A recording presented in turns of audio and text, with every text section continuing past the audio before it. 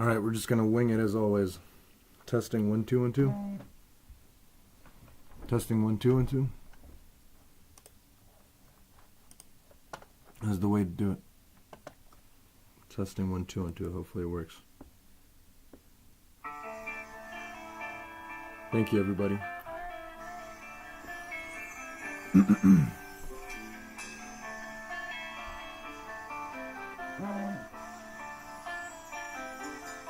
It's time to get serious.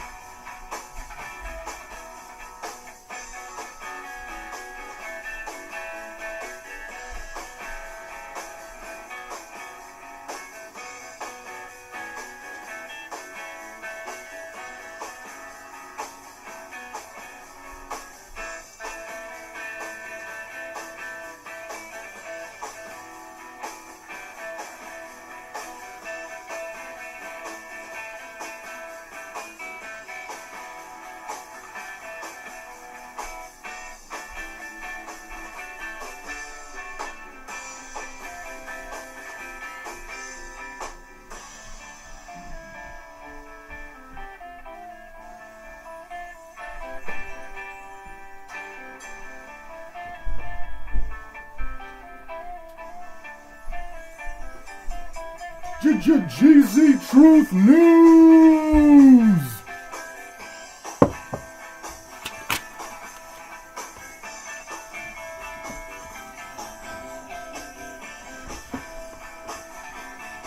Compared to what?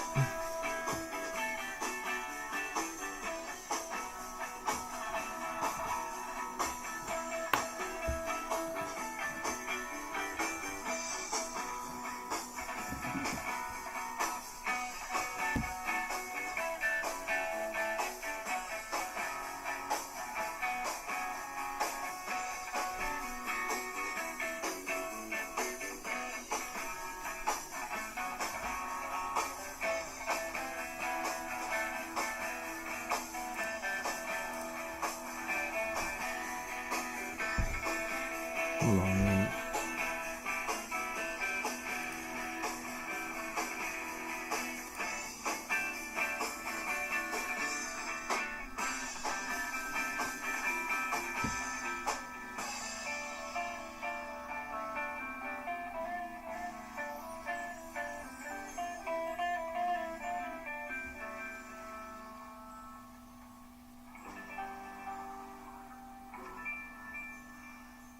Alright, thank you very much.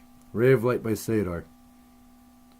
We appreciate it. Now, let's get back to business. Alright, what do you think? It is May 15th, 2020! It's very shocking, people. It really is. But we need to get to business. Everybody's working. Everybody's busy. Everybody's doing what they got to do. Just because people are unemployed and just because they're doing all this lockdown and all this stuff, it don't mean nothing. Because people are still hustling. People are still doing what they got to do. You already know. So, and you're going to hear two sides of the different coin and all the different stuff. You're going to hear all this crazy mumbo jumbo. The people are getting, the unemployed are getting more money than the employed. And what does that remind you of? You know, I could give you a little hint that's been going on for a while. It's called handouts for the corporations, handouts for welfare, handouts for everything, whatever. Bottom line is, keep printing. End the Fed, end the pedogate. But it just keeps on going. Alright, thank you very much. So, where do we start? A little bit disorganized as always here, Obamagate. I'm trying to think of the headlines, the big stuff that's going on. They talk about, I'm tired of all the little mask, put your mask on this way, put your mask on that way. Who cares? The people who are watching this media junk stuff, it's way overboard. But with the lecture at hand is really, what is going on? So,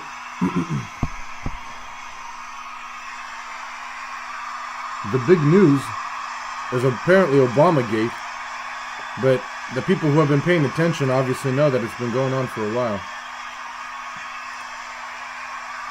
So let's see.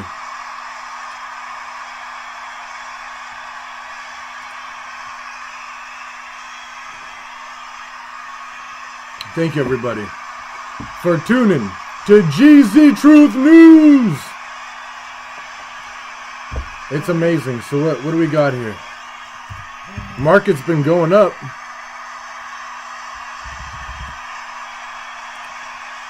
There's a lot of things. Fresno County Sheriff won't enforce lockdown orders. Too busy rearresting freed criminals. So there's that. And all these little things that you hear. I think there's a cop in Seattle who got fired because he won't enforce the lockdown orders and things of that nature. I'm not sure if this is the fourth day or what, but I know yesterday was the third day of the people of Michigan going over to their capital and protesting. Many Americans say enough is enough with social distancing and business closures, polls say. And, the virus, the 5G, the bioresonance, the Federal Reserve is part of the Treasury now. That we talked about that before, but these are news that are not being talked about. These are the people that are not being interviewed. And we haven't done that in a while. Just go on CNN or Fox News and see what they're doing. What's the latest headline? Me personally, I haven't done that in a while. So you just look up CNN. The first thing that comes up is beaches in New York to open for Memorial Day. Hawaii discourages tourists from visiting through at least the end of it. It's all just fear porn and fear mongering and fear this and fear that.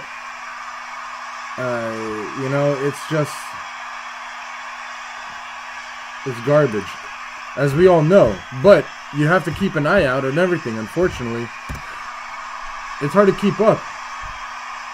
So that's why we all do our part to do that. Let's see.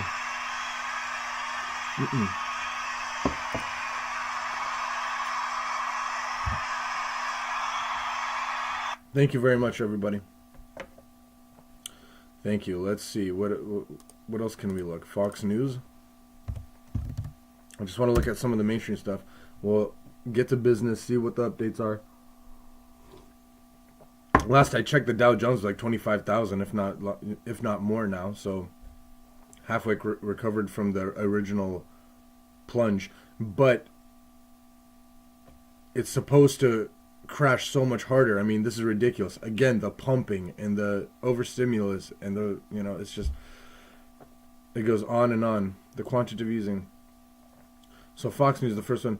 Cash flow problems. Out of work Americans still waiting for jobless aid as states struggle to process claims. So yeah, I heard a lot about that too. And here's the thing, one of the things that I wanted to talk about earlier and what I was hinting on is that half the people are saying keep the lockdown, and then or people, half media are saying keep the lockdown, or vice versa.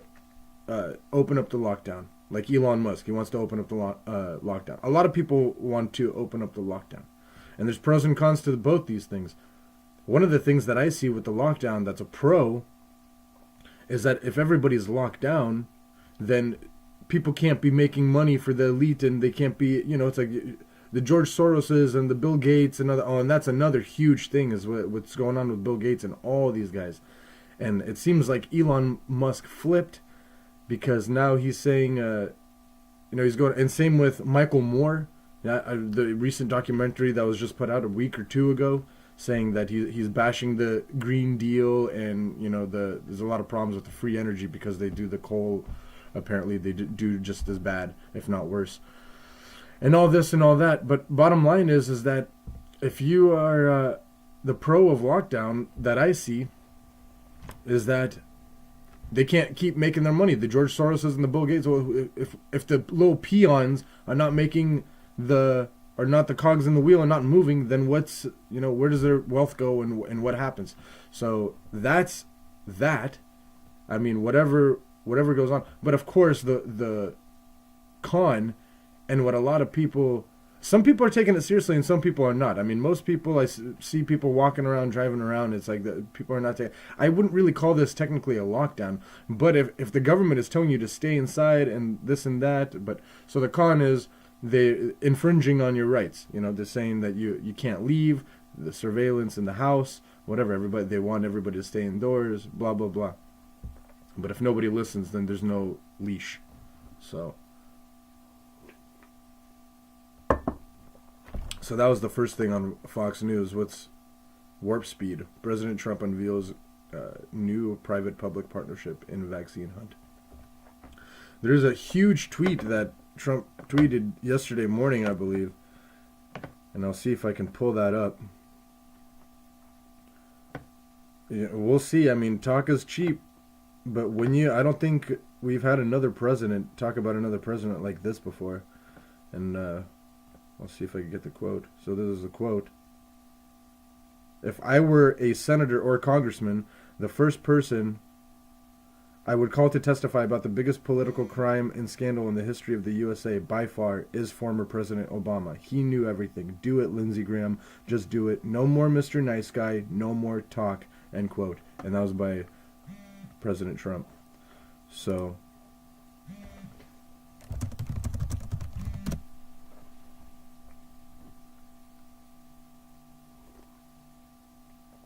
lots of Q tweets or lots of Q posts.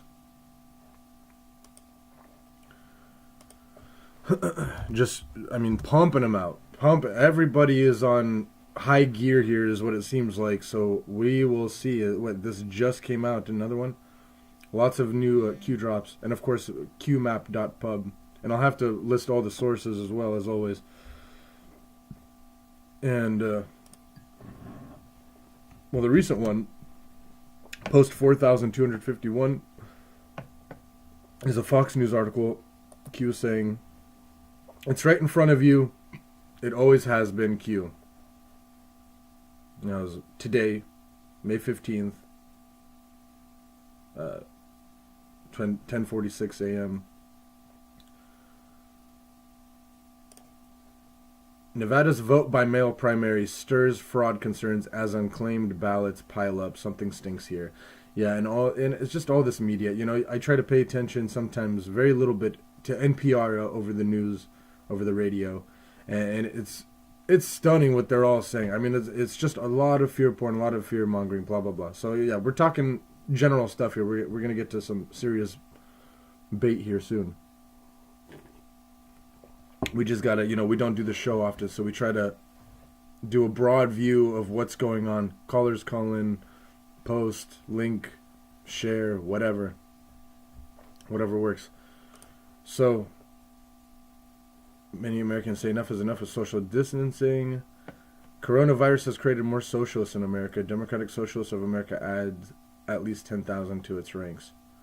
City of Vildemar in Southern California will reopen, declares the governor's phased approach is not realistic for our city or county.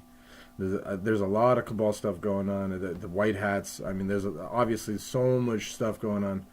Barstool's Dave Portnoy delivers epic rant about the lockdown. When did flattening the curve turn into finding the cure? Even if you're trying to avoid Grubhub by calling your favorite restaurant directly, Grubhub could still be charging it a fee. So anyway, keeps going on and on. Let's get the show on the road.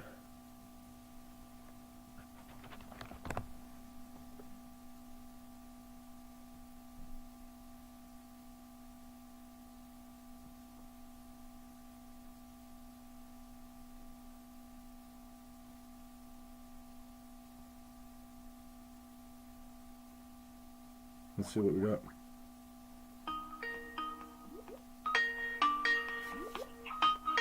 Can you hear me? Yes, I can. Okay, very good, very good. Let's see here. Perfect. How are you? I think there's a way to screen share. Yeah.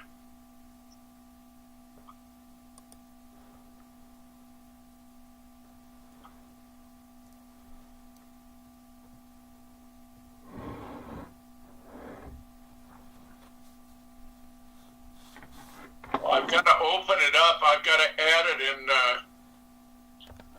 grant access to you to screen share. Mm-hmm. But I got a great set of slides here for today, so. All right. It's a good idea. Let me figure it out.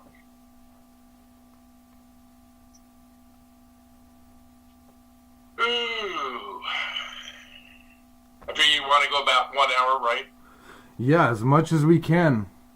As much info. I mean, it's crazy. You know, every time we talk and every time there's always a lot of stuff going on, so got to keep updating. I don't know. It says it won't let me allow the contents until I quit. We'll just do the straight video. It's gonna be good. Okay, sounds great. You got me right. Yep.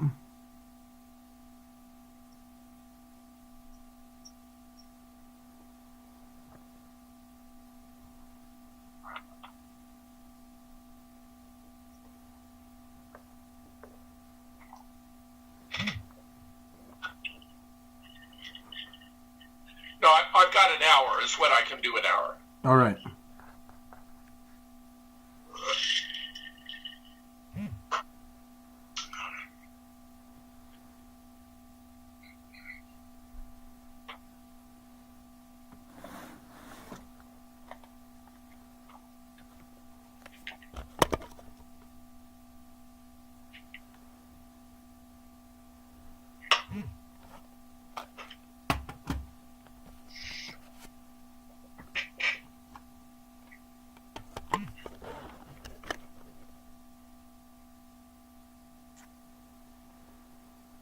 Perfect. Ready? Yeah. All right. 3, 2, 1. Thank you very much, Jim, for coming on to Geezy Truth News. What do you have in store for us? And let's hear it all. Well, there's so much going on so many fronts. I'll give you a few of the highlights. Big League Politics have published a nice piece revealing that Dr. Fauci, to whom I refer as Tony the Rat, plotted with Bill Gates before pushing the COVID panic and promoting doubts about hydroxychloroquine's efficacy. Hydroxychloroquine, of course, has been used all over the world from Cuba to Serbia in combination with other treatments, where studies in China have proven its efficacy. It stops this COVID virus in its tracks. It's extremely effective. And the idea that he would talk it down was really incriminating of him and his improper motives. He's, of course, being admired widely, especially on the Democratic side, and yet what he's been peddling is an apocalyptic scenario that bears only a faint resemblance to reality. Very disturbing. He collaborated with Bill Gates on a global vaccine action plan announced in 2010 as a public-private partnership of the World Health Organization, the United Nations Children's Fund, the National Institute of Allergy and Infectious Diseases, which Fauci heads, and the Bill and Melinda Gates Foundation, where, of course, they have made a business out of vaccinations. They get big bucks. So, of course, they're hoping to vaccinate the whole world, which is more than faintly absurd because so many of his vaccines have adverse effects. For example, in India, he brought in a polio vaccine even after India had actually eradicated polio. So this was a very bad decision on the part of the Indian government. and wound up paralyzing 496,000 Indian girls. And when the Indian physicians became suspicious, they actually undertook an analysis of the contents of the vaccine and discovered they included ingredients that would induce sterility and non-fertility. So this is part of a global agenda where Bill Gates is in league with Ted Turner, with David Rockefeller, with George Soros and others in an effort to dramatically reduce the world's population.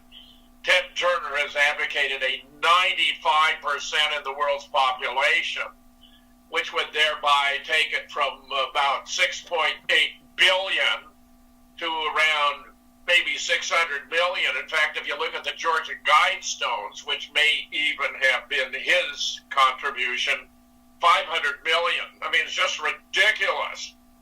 Meanwhile, Fauci, he has been the primary voice in the Trump administration, alas. He's been there for 35 years, urging the public to be skeptical of hydroxychloroquine, which is actually something on the order of a miracle treatment for coronavirus. The answer is no, Fauci said last month after he was asked whether or not there was any evidence showing hydroxychloroquine can be effective in treating the coronavirus. But of course it can be and is, and in fact Fauci has known that hydroxychloroquine is effective since 2005. I mean, it's completely disgraceful. I call him Tony the Rat because he's a part of a RICO enterprise. This is a medical mafia. You got people like Bill Gates, who's not a physician, he's not a scientist, he's not a virologist, he's not an epidemiologist. He has no discernible qualifications. You can't move from computer viruses to human viruses and expect that there's a transfer of knowledge and information because they're completely and totally different. Meanwhile, Fauci has known, because of research done by the National Institutes of Health, of which he's a director in connection with a SARS outbreak caused by a coronavirus that was dubbed SARS-CoV, the NIH researched chloroquine and concluded it was effective at stopping SARS coronavirus in its tracks. The COVID-19 bugs is likewise a coronavirus labeled SARS-CoV-1. The coronavirus is SARS-CoV-2. They're genetically related, share 79% of their genome.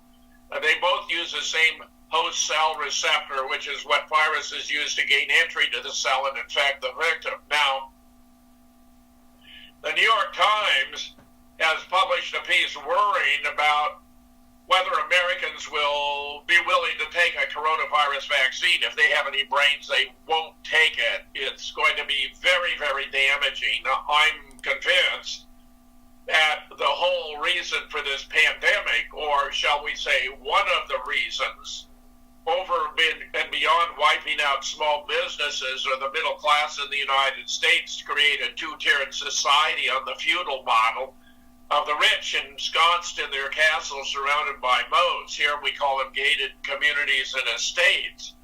And the rest of us toiling as serfs or slaves in the field. The idea was to inject everyone with what is going to be a microscopic ID implant, a kind of a mini computer that's going to enable them to control our moods and even kill us at whim. And where another dimension is to move to all electronic or online banking, which would mean, of course, that they could monitor every purchase we make, whether it's a candy bar, a shotgun, or a movie theater, and if we don't behave as they like, cut us off at will. They can just cut us off. Those who have seen the movie, brilliant film, Enemy of the State, with Will Smith and Gene Hackman know exactly what I'm talking about. We're cutting off the access to your credit cards, to your electronic, leaves you high and dry. I mean, I wondered what happens to people who don't even have a credit card when you're talking about an all-electronic banking. It's a great convenience to bankers, but I think it's devastating for the world. Any promise promising COVID-19 vaccine, according to the New York Times, is likely to be fast-tracked through testing and approval. Remember now, we don't actually need it because we've already got hydroxychloroquine, which is virtually 100% successful. In fact, early on, when all this began to break, a French physician who had 80 patients who were seriously advanced sufficiently that they had to be hospitalized, he treated them with hydroxychloroquine, this antibiotic, and zinc. 79 of the 80 survived. We have another physician in the U.S. who had 350 patients. Treated them, all survived, not a single death. We got another New York physician. He spells out exactly the dosage he gives of the three ingredients. Over 500 patients, zero deaths.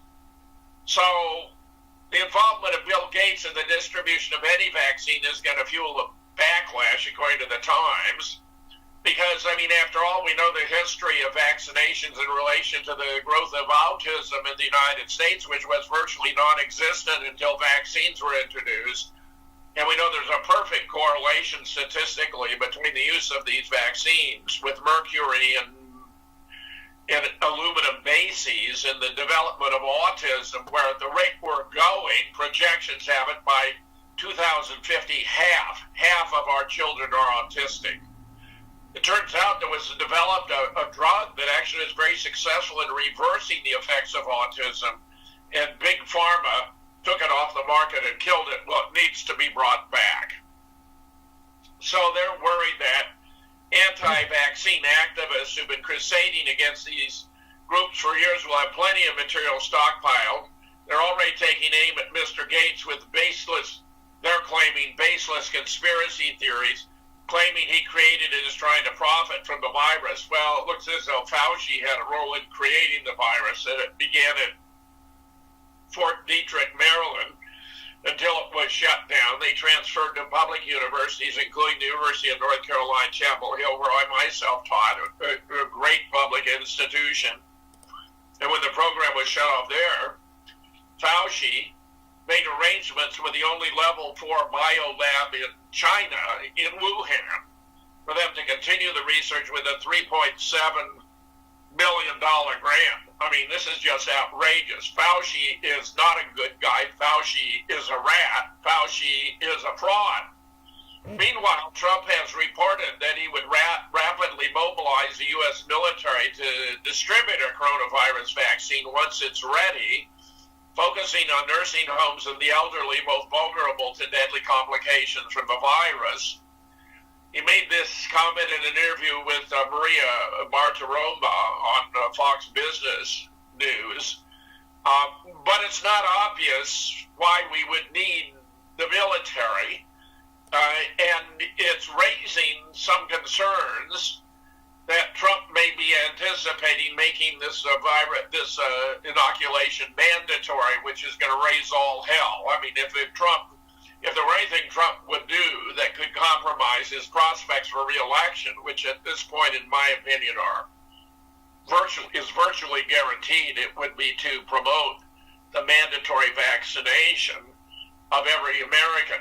Meanwhile, the lunatic governor of Michigan, Gretchen Whitmer, has complained about protesters spreading COVID-19 to rural areas, but has been forced to admit she has no evidence to support it. I mean, this is embarrassingly bad. But this woman really does appear to be a bona fide nut job. She's gone power crazy. She recently revoked the license of a barber who dared to open his barber shop. I mean, this woman is a monster. The people of Michigan have to get rid of her. Here's one of the observations she made during a phone call to Vice President Pence, asking him to discourage protests. What we have seen from initial protests here is that we've got COVID-19 spreading in rural areas of our state through which people traveled. But it was just bullshit. She just made it up. Appearing on The View, subsequently, she described the protests as political statements that increase the risk of perpetuating the spread of the virus. these protests, they do undermine the effort. It is clearly a political statement playing out where people are coming together across the state, but asked whether she had any evidence to back it up. She admitted, I don't have proof. I'm not following everyone home and taking their temperature. She just made it up. I mean, how bad is that? In case you want to comment, you're welcome anytime. Meanwhile, we have the fascinating development that I've been saying for quite a while, that wearing masks is a bad idea because you're recycling your carbon dioxide, your CO2. You're exhaling it as a waste product when it's already been oxygen depleted by feeding the red blood cells that oxygenate the cells of the human body, including the brain, so that by doing that, you are reducing and killing your brain cells, among others, where I anticipate that in the wake of this coronavirus pandemic, because so many Americans were wearing these masks, which, by the way, are far too coarse to inhibit the coronavirus, which is microscopic. I mean, they can't stop the coronavirus, but they also do a lot of damage. In fact, there's a wonderful legal notice floating around now. How under the Americans with Disability Act of September 15, 2010 and the HIPAA Privacy Act of 2013, no one is required to disclose their medical condition in the confidentiality clauses. But what's important is wearing a mask is more harmful than the coronavirus. Oral bacteria build up within a mask, results in toxicity affecting the gums, throat, and lungs. Covering the nose and mouth forces CO2 recirculation, limiting O2, meaning oxygen intake, hypoxia, O2 deprivation, and hypercapnia, CO2 rebreathing, impairs bodily and mental functions and can cause discomfort, drowsiness, work rate reduction, dizziness, headache, psychotaxia, fatigue, disorientation, speech impairment, exhaustion, muscular weakness or twitching, paranoia, hyperventilation, depression, panic attack, syncopal episode or irregular heartbeat. I mean, it's a really bad idea. It is stupid to wear a mask. We even have a story of a driver who, because he was wearing his mask, was rendered unconscious and had an accident. Meanwhile, Trump has had a recent conference where he literally masked Tony the Rat. So here he is standing behind Trump with a big mask on his face. And literally, I do not believe he was allowed to speak, which is appropriate because the guy has been, misleading the entire nation, misleading Trump. It was he and the woman who came to Trump with the Neil Ferguson apocalyptic model from Imperial College in the UK, where I once participated in a dissertation defense examination. It's a very good school, but Ferguson had a very bad model that was projecting 2.2 million deaths in the United States, another 500,000 in the UK, if the economy were not shut down. And look at this, Donald Trump was so concerned with the well-being of the American people that he actually shut down the economy on the basis of the model, which now turns out to have been severely flawed, which is a major reason why he's trying to get the country back to work again. In fact, even Ferguson has backpedaled on his estimates now, saying instead of 500,000 deaths in the UK, less than 20,000. If you apply the same proportionality to 2.2 million, you're going to wind up with 200,000 or less. It's ironic that Ferguson has now been fired because he was having dalliances with his married lover and they were not practicing social distancing. So I suppose that's enough justice in the world. Italy is actually conducting autopsies on deaths from coronavirus, and they're discovering that the actual causation, the way in which people are killed, has more to do with inflaming cells and organs than any other mechanism, which may in fact make it much easier to treat because there are many, many widespread anti-inflammatory medications that are relatively inexpensive. But then too, hydroxychloroquine is cheap and readily available and abundant. In fact, I think this was one aspect that those who plotted this master conspiracy to destroy America did not anticipate that there'd be a relatively easily available 35 years experience, virtually side effect free and completely successful way to combat the coronavirus, hydroxychloroquine, which is why, of course, Fauci and the other conspirators have been suppressing that information, even though he's known since 2005. So I say Fauci, is thereby demonstrated to be a complete fraud. He's not interested in the welfare of the American people. So you had a rat, Tony the rat, in the National Institutes of Health, where he was in a key position of mislead the president and the public with devastating consequences. Meanwhile, and I find this quite fascinating, we have three cardinals joining a global appeal decrying the crackdown on basic freedoms over the coronavirus. I like this story, which appeared in Global Research, which I highly recommend. Catholic clergy, led by former Papal Nuncio Archbishop Carlo Maria Vigano and Cardinals Gerhard Ludwig Müller, Joseph Zen, and Janis Pujats, have joined an appeal for the church and the world that warns that the COVID-19 pandemic is being used as a pretext by world leaders to control people, strip them of their fundamental rights, while providing a disturbing prelude to the realization of a world government beyond all control. I think they got it exactly right. I'm very impressed that you have three cardinals participating in an appeal with such a clear statement. Now, among the other developments that are taking place of late, we've had the revelation that it was high officials of the Obama administration, including Joe Biden,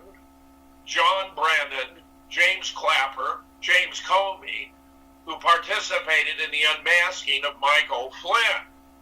Now, I have pondered why they were so worried about Michael Flynn. He was at the time the head of the Defense Intelligence Agency when, in 2012, Hillary Clinton, who was then the Secretary of State, John Brennan, then, of course, Director of the CIA, and Barack Obama, President of the United States, conspired to create ISIS, this mercenary terrorist army they would unleash on the Middle East, in order to bring pressure on the government of Syria and eventually to confront the Persian nation of Iran. To this day, most people do not know that Michael Flynn alone protested the creation of this terrorist army.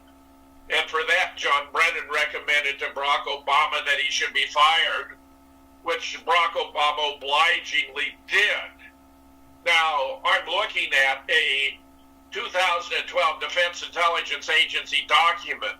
West, meaning the U.S., U.K., others, will facilitate the rise of the Islamic State in order to isolate the Syrian regime. I mean, of all the acts that are disgusting by the United States, this has to be one of the worst for all reasons I'm going to elaborate, but which are already familiar to most of our listeners. Well, it turns out a lot of the members who joined this mercenary army were former U.S. Army and had tattoos on their arms they didn't conceal. So, we have a lot of photographs, members of ISIS with U.S. Army tattoos showing on their arms.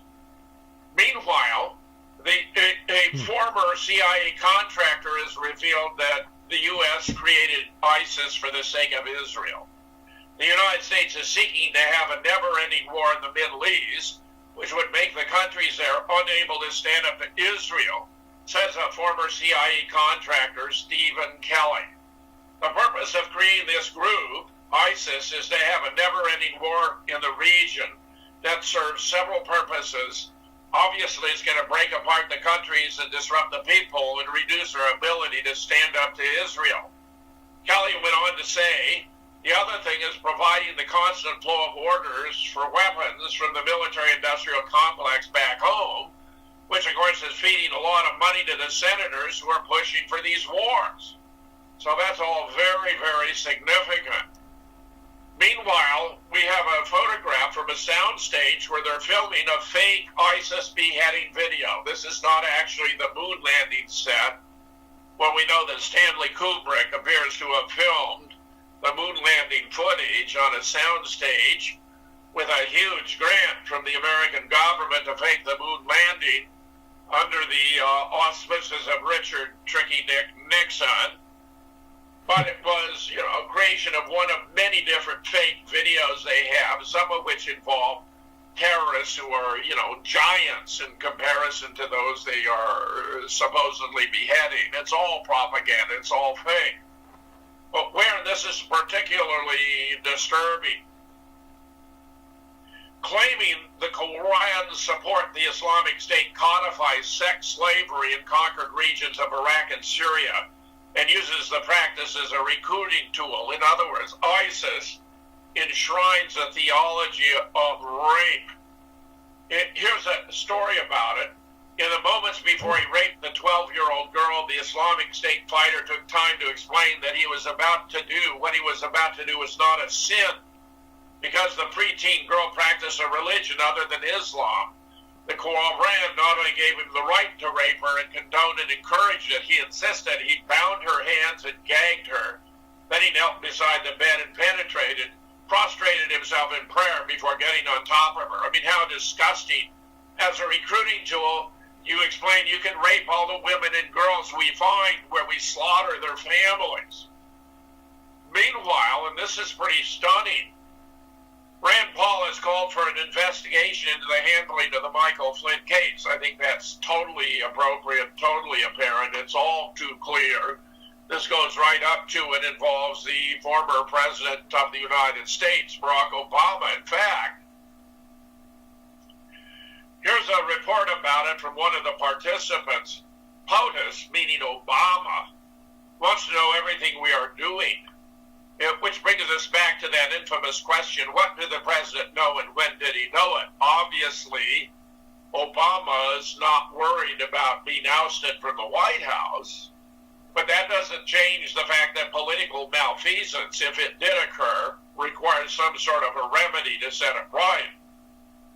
Otherwise, we risk political malfeasance becoming acceptable as the new norm.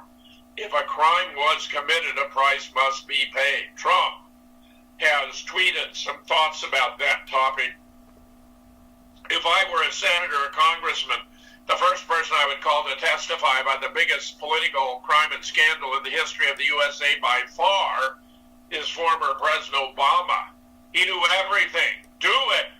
Lindsey Graham of South Carolina, just do it. No more Mr. Nice Guy. No more talk. Well, Lindsey Graham is going to conduct a probe of the origins of the Russia inquiry, but won't be calling Obama. Here's a new article reporting about it.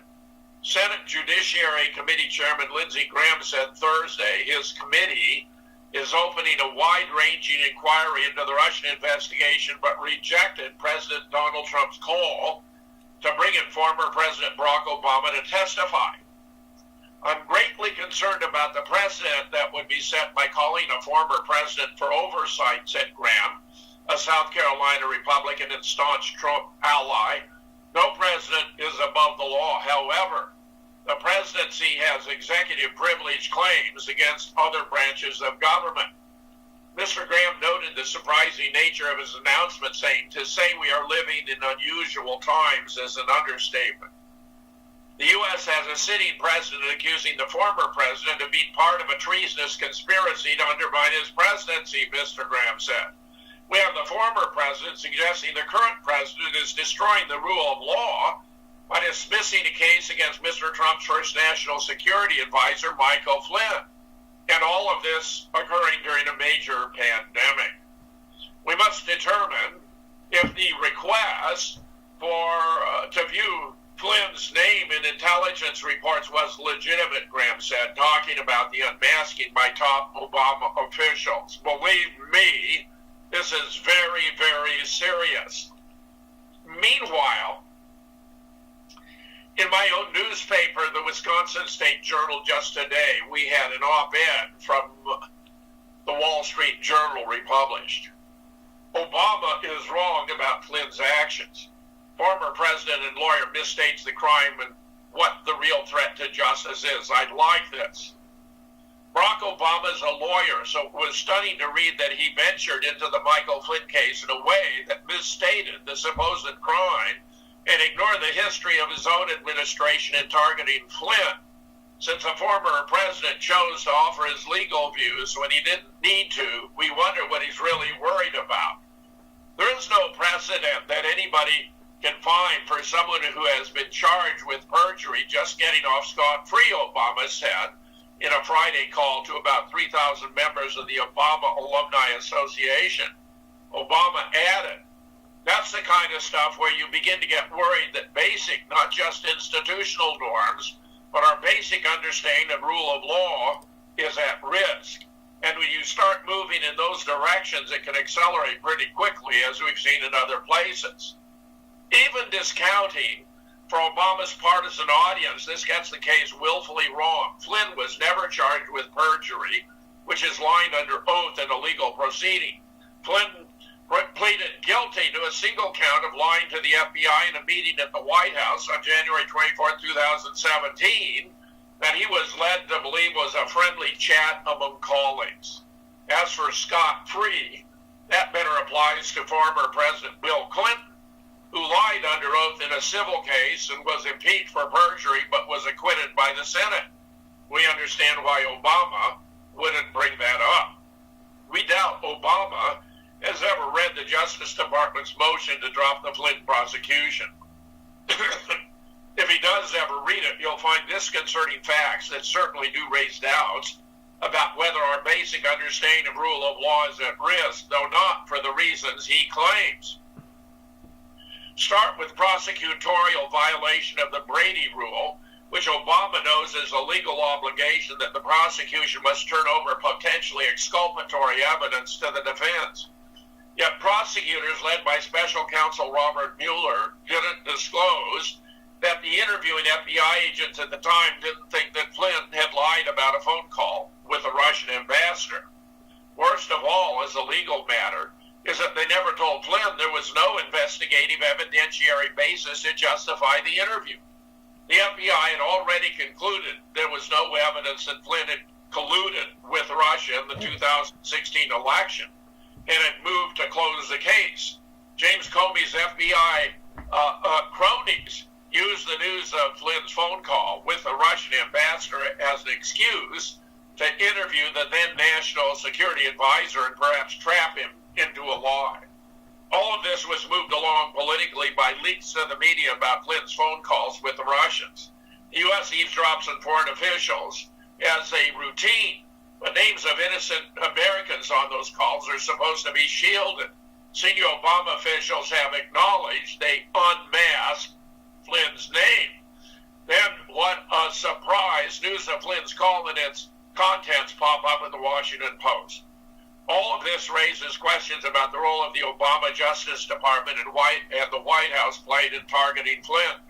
Donald Trump's victory increased the chances that this unprecedented spying on a political opponent would be uncovered, which would have been politically embarrassing at the very least.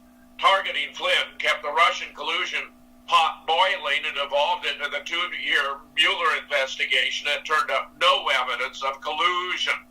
This, among other things, is what U.S. Attorney John Durham is investigating at the request of Attorney General William Barr.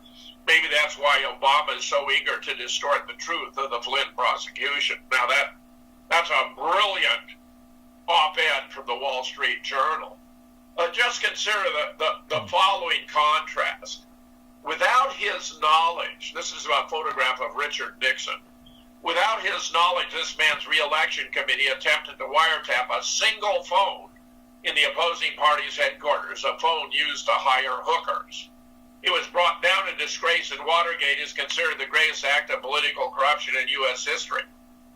Meanwhile, at his direction and with his full knowledge, this man, photograph of Barack Obama, used the FBI to not only wiretap the opposing party's headquarters, but placed a mole inside the campaign, Stephen Halper, in order to spy upon and undermine the opposition party. Serious stuff.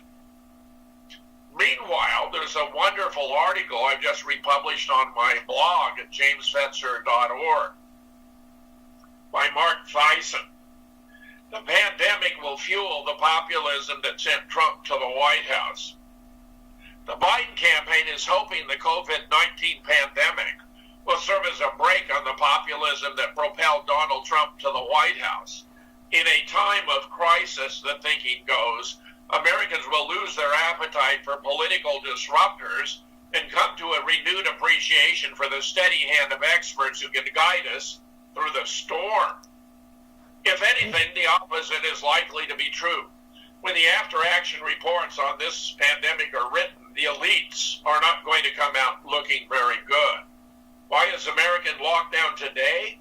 Because despite more than 15 years of warnings that a pandemic was coming, the political establishment in Washington failed to prepare for its arrival, leaving us with inexcusable shortages of masks, gowns, protective equipment, and ventilators. And the same politicians who led the drive for globalization, sending millions of manufacturing jobs overseas, also let our supply chains for critical drugs and medical supplies move abroad, leaving us scrambling to ramp up domestic production while the virus raged. The experts who for decades said we could manage China's rise by integrating Beijing into the global economy left us dangerously dependent on a brutal totalitarian regime whose lies fueled the spread of the virus. That's not all. To contain the virus early and prevent the need for broad population-based mitigation measures, we needed to get testing in place quickly. But the experts blew it. Instead of clearing bureaucratic obstacles, the Food and Drug Administration refused to allow private labs to develop tests for 6 weeks. And scientists at the Center for Disease Control and Prevention contaminated the only approved test kits with sloppy lab practices, rendering them ineffective. The delays cost us our only chance to prevent a nationwide lockdown. As a result, we are now experiencing the worst economic devastation since the Great Depression, with more than 33 million Americans losing their jobs in just 6 weeks. The brunt of the damage is not being borne by the elites who work in the information economy, but by those in the middle and bottom of the economic ladder, the forgotten Americans who are finally doing better under President Trump until this crisis arrived. Before the pandemic, the U.S. economy added 500,000 manufacturing jobs, and low-wage workers were experiencing the fastest pay increases. Most of that progress has been wiped out. For these Americans, today's lockdown seems like a return to the nightmare they experienced following the 2008 financial crisis, when they saw persistent job losses coupled with a dramatic rise in deaths of despair, suicides, alcohol and opiate abuse, drug overdoses, and chronic diseases concentrated in economically depressed regions of the country. Nobody in Washington seemed to care about their struggles until Trump came along and promised to fight for them. Now these Americans see the same elites dismissing their suffering once again, insisting we must continue draconian lockdown measures that are putting them on the brink of financial ruin. They see the contempt of the media elites who mock the anti-lockdown protests taking place across the country. Look at those rooms. They're not even social distancing while they march, and who heap scorn on Trump for his focus on reopening the economy. The message they get is, the elites don't understand the utter devastation I am experiencing, but Trump does. A remarkable notice just published today. DNC spokeswoman: we are not officially nominating Joe Biden. Democratic National Committee Communications Director So she did, said the party is not officially nominating Joe Biden during a Thursday appearance. Kinoshita told anchor Bill Hemmer that the party must hold its convention because of its plans to not endorse the former vice president. First of all, our convention has to happen because we're not officially nominating Joe Biden in order to take on Donald Trump. When asked for an update on whether the convention will take place, so our convention is happening. There is business that has to happen. That's a remarkable report because most of us have been very concerned that Joe Biden is clearly cognitively impaired. He appears to be brain damaged by a series of aneurysms that have affected him profoundly on the campaign trail. He couldn't remember what state he was in, what office he was running for, whether the woman standing beside him was his wife or a local official. I mean, it was completely embarrassing. He can't stand before a lectern with a teleprompter for 5 minutes without getting lost, meandering out of the camera view. I mean, it's frankly embarrassing. So here we have the first concession that the nominee of the Democratic convention apparently will not be Joe Biden. Now, I'd like to conclude on a note of levity, given the situation is also serious. And what I have here is a little ditty made up about wearing face masks, which is about, I've explained, is more harmful than helpful. It doesn't really protect you against the coronavirus, but does a lot of damage to you yourself. Mm-hmm. So check this out. Pretty funny. I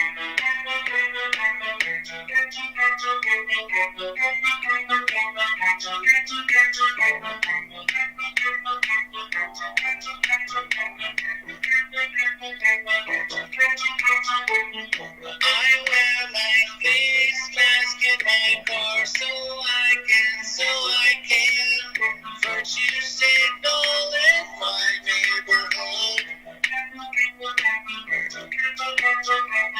I wear my face mask when I walk so I can make sure they all know I'm really smart. Keep your distance. While they're deceiving me, it cuts my immunity. TV's got control of me. I turn it on, they say. This is not over yet. Don't trust a man with the orange skin. Oh no. Comes from China. There has to be some sort of function. Don't mess around with the CDC numbers. Oh no, I can't believe it. We gotta make him a billionaire. Oh yeah. Then the final solution, which is a year to 2 years off, is the vaccine. I wear my face mask in my house so I can stop a symptomatic disease spread to myself. I wear my face mask when I bike so I can placate all the Karens at the park. And now the who is deceiving me? Trade freedom for security.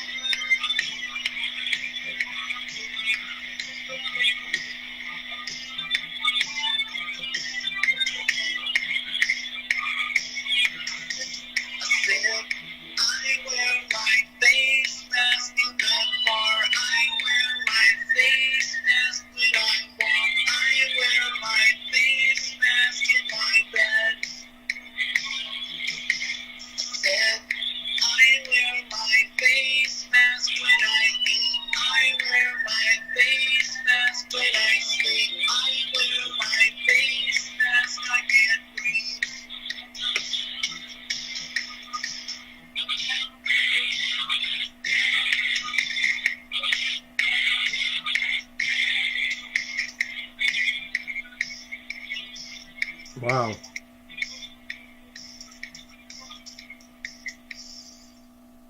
I mean, that's just wonderful and brilliant. Let me mention, by way of closing, that you can find my work on my blog at jamesfetzer.org or on Twitter at Jim Fetzer, that I'm doing a daily update on the coronavirus pandemic, which is a planned-demic, which is a political pandemic and not a medical emergency. Not that there aren't persons who are suffering from the virus, some of whom are dying, but that while the virus is real, the pandemic is fake. We're having many fewer deaths than from the seasonal flu, and that in general it's not harming children virtually at all. Where as soon as these points are made, they start messing with the data and giving contrary propaganda. Let me mention in particular,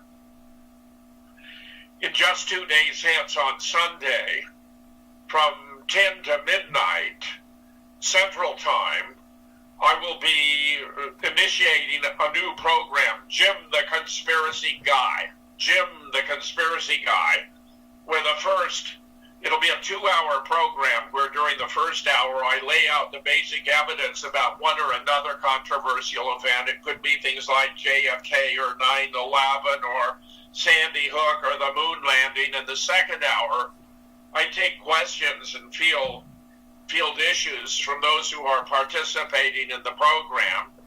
So look for Jim the Conspiracy Guy starting this Sunday. That's the 17th, Sunday the 17th, and see if you like it. The first show, it will turn out to be my subscription eventually, but the first show is open to everyone, and I'm going to be addressing the whole history of the coronavirus and establishing all the proof you could possibly want for my depiction of it as a political pandemic rather than a medical emergency. So the show on Sunday, the opening for Jim the Conspiracy Guy, is going to be on the science and politics of the coronavirus pandemic. And I want to thank you for featuring me. I like doing your shows, and I hope that was what you were looking for today. Thank you, Jim. I appreciate it. I think we all do. The last note I wanted to mention to see if you have any thoughts about is, what do you think about the United States threatening to pull out of the UK with all their military? They're saying that they want to pull the military out of the UK if the UK does not kick out Huawei. Have you heard about that, and what do you think about that? No, I haven't. That's rather fascinating. Well, you know, let's just look at the big picture here. The World Health Organization, the Center for the Disease Control, and the National Institutes of Health have been undermined by Bill Gates giving funding to them in a kind of private-public collaboration, but it's enabled him to put key people in key positions and bring us this completely fraudulent pandemic. If there are reasons why the UK is, not being supportive of getting things straightened out, then that might be useful to contemplate. Give me again the exact rationale that is at stake here. Well, I'm not exactly sure. I mean, what it does there seems to be way too much correlation between Huawei, the coronavirus pandemic, 5G, and those three things, and then allegedly, and then Trump announcing, saying that if the UK does not get rid of Huawei, there's something about Huawei that is well, let's threatening. figure out what it is. Now, this is certainly the case, and it's highly disturbing, and I'll discuss it on Sunday, for example, with my new program, Jim the Conspiracy Guy. Mm-hmm. Wuhan is not only the area where the coronavirus first broke out, but it is also the area where 5G was first initiated, and the epidemic appears to have followed by only a few weeks after the installation of 10,000 antennae for 5G, where it's well known that among the adverse effects of exposure to this extremely powerful electromagnetic field is the weakening of the human immune system. So that, threats in the environment, whether they're viral, bacterial, fungal, that would ordinarily have been sloughed off like water off a duck's back, become threats to the human system. And where Martin Paul, a professor emeritus of health science at Washington State University, who's done extensive study of the multiple ways in which 5G is harmful to human beings and other living things, has made the observation that a massive rollout of 5G without conducting any safety studies is the dumbest idea in the history of the world. The dumbest idea in the history of the world. Now, we do have reports of some 21 million cell phone users in China somehow disappearing. Now, if that's a legitimate and accurate report, then it may be that 5G has induced death on a scale heretofore unimagined in an abbreviated period of time. I have and will use during my Sunday discussion a world map showing that the areas where the coronavirus has been most effective or damaging correspond with areas where the 5G has been rolled out. So I don't discount a connection there. And, the 5G is supposed to be a way to tie together all of our electronic devices, our computers, our cell phones, our televisions, anything you like. But it also, it appears, has military applications, and they need a very strong electromagnetic field to change the course of missiles in flight, for example, and that they can do it in a 5G environment. The problem is that military advantage may be a disadvantage to living things and therefore be really unacceptable on a cost-benefit basis unless you're willing to sacrifice large numbers of human lives to maintain some kind of instantaneous control over missiles in flight. So this is all profoundly disturbing. I'll be very interested to learn more about the relationship between the U.S. and the U.K. I do think Trump is doing his manful best to get the country back to work. There appears, and this is fascinating, which I will also discuss on Sunday, there appears to be a compact between the Democratic governors to drag out the lockdown as long as possible. But the consequences, economic, are going to be absolutely devastating. And as some of what I was reporting today implies, there are all kinds of human costs, social, psychological, increased suicide rates, the lack of education. We're going to have a generation of students who missed out on roughly a semester of education. It appears in California they're going to be promoted anyway, which is colossal stupidity because so much of education is cumulative. You can't go on to the next level in math until you've mastered the lower level in math. I had a guest on my show just Sunday, last, who was explaining that, actually it may have been just Wednesday, just 2 days ago, that in fact they have a school administrator saying this is the very first time that they'll be promoting students with none left behind for remedial education, and that's because they're not being serious, they're not testing them, they're just giving them the equivalent of social promotions. Now, if this is the case, and it appears that Maxine Waters let the cat out of the bag by saying that they don't want people to go back to work, that they really want to crush the economy, that there's a radical plan from the 1960s advanced by two sociologists and political activists at Columbia University, that a way to benefit the poor is by crashing the social security or welfare network by overloading it and then remodeling it closer to their heart's desire on the pattern of a socialist or a communist government. I believe the Democrats have reached that point. Now notice, their prospects for defeating Trump are virtually nil. And they have made one attempt after another. Russiagate now totally unraveling. Ukrainegate, nothing to it. The first impeachment was simply silly. And what follows in the immediate aftermath? The coronavirus pandemic.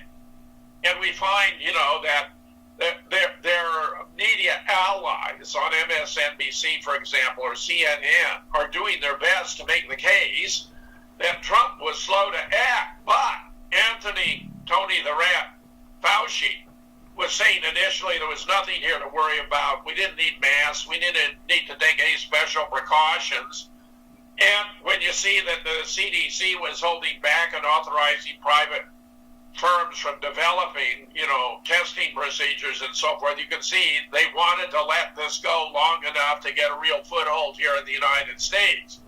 So it appears, based upon my analysis, and I'll present evidence Sunday evening, that the Democrats are out to wreck the economy, which reinforces Mark Thyson's brilliant observations, which you can find in a blog at jamesfetzer.org, that the Democrats may think they're going to get some kind of benefit from this whole business, but in fact, it's not going to happen.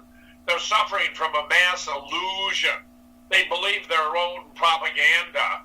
And it's embarrassing to see it at work. In fact, you can now understand why Nancy Pelosi introduces a $3 trillion benefit package, which includes all kinds of Democrat special projects, the Green New Deal and all that embedded within it. I mean, it's outrageous, but it makes sense if you understand they're not really trying to save the country. They're trying to destroy the country. And by the time we get anywhere near the election, everyone is going to recognize what's going on. So I think Mark Thyson has it exactly right. This isn't going to play out to the benefits of the political elite and the Democrats and the rich fat cats who are bringing us this calamity on a silver platter. But to the people who really care, to those who are really trying to get the country back to work, that would be Donald Trump. Notice, he knew, as Hillary knew, and I think she was the ultimate brainchild behind this, that the strongest advantages he had in his campaign for a re-election was a strong economy and a surging stock market. So she, in collusion with other of these ne'er-do-wells, these malefactors, I mean, these are actually monsters. These are inhumane people who don't deserve to be qualified as human beings. But because of their moral corruption, their failure to be respectful of other human beings, which is the basic condition or requirement of morality, sought to deprive Trump of those great advantages. But when your people look and see, well, Trump was even willing to sacrifice his greatest advantages by shutting down the economy, which he had made greater than ever before, benefiting all segments of society, while the Democrats, by contrast, are doing everything they can to keep it shut down, which is harming the middle class and lower wage workers. It's obvious which side is working in the interest of the American people and which is not. It's that clear cut. And I think the consequences are such that the Democratic Party is in the process of committing political suicide and, doing a pretty effective job as though they put a shotgun to their heads and blew their brains out all over the place. That's the equivalent here, politically speaking. So let's learn more about the situation with the UK. I'll be very pleased to address it when the time comes. Meanwhile, I'd like to invite everyone in your audience to check out my blog. I probably have 24 really important blogs about the coronavirus.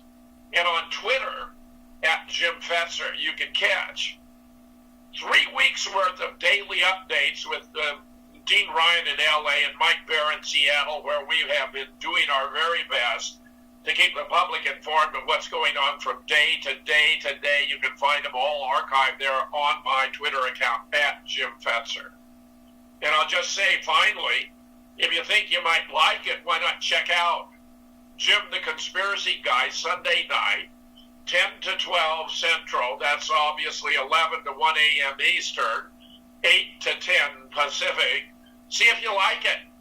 Because what I have done in the past is to bring together teams of experts to take apart the official narratives about controversial, politically significant cases to see whether or not what we have been told corresponds to what really happened. And time after time after time, we have found it does not.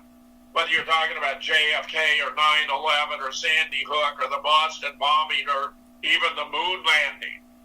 So I want to say once again, thanks for featuring me on your show. I enjoy coming on and having the opportunity to, present the latest about these very significant events. And I look forward to the next time. Thank you very much, Jim. We look forward to seeing your new show. Have a great one. Take care. See you next time. Thanks so much. Bye now. Bye.